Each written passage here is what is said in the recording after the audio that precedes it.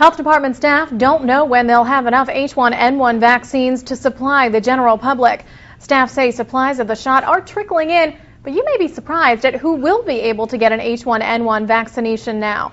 SNN Local News 6 reporter Jessica Jordan is live at the Health Department with more on this. Jessica. Well, Lauren, jail inmates may be among the first groups of people to get the H1N1 vaccine, even as Health Department staff here say they don't even have enough shots to go cover all of the students in Sarasota County. It could be weeks before the general public is able to get the H1N1 vaccine. Right now, it's being rationed out to people who fall under the high-risk category. That includes pregnant women, healthcare personnel, and people under 24 years old. And now, some jail inmates who fall under those high-risk categories may get their H1N1 shots early, too. That means some inmates may get their shot before some children. That's not sitting well with some people, especially when the first local H1N1 clinics for pre-K and kindergarten school children won't begin until Thursday. My concern is that they're not going to get all the children taken care of before they're starting to think about inmates and other people. The priority should be the children first. I think the general public probably deserves it first. The CDC says the high priority guidance applies to all high-risk people, whether they're in prison, a homeless shelter, a school, or nursing home. Places with large groups of people can act as breeding grounds for viruses.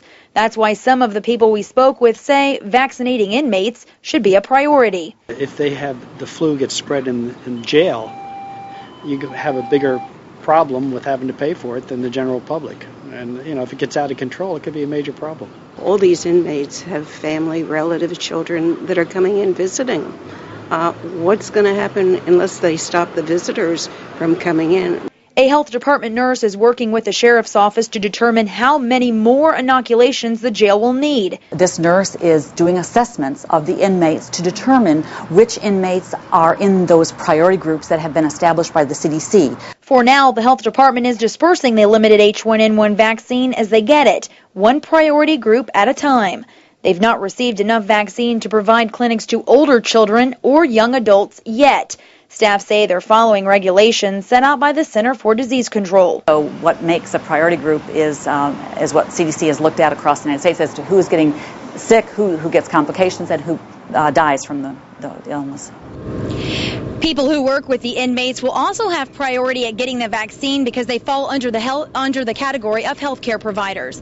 Jessica, I know these clinics are coming up for local children. Let's talk a little bit about those for a moment. If you're a parent and you're planning to take your child to one of these clinics, what do you need to bring with you? Well, health department staff say you can come by here and get a consent form. Make sure you have that and your ID. And they are also stressing that these clinics are only open to pre-K and kindergarten students. Lauren? All right, Jessica Jordan reporting for us at the Health Department. Thanks, Jessica.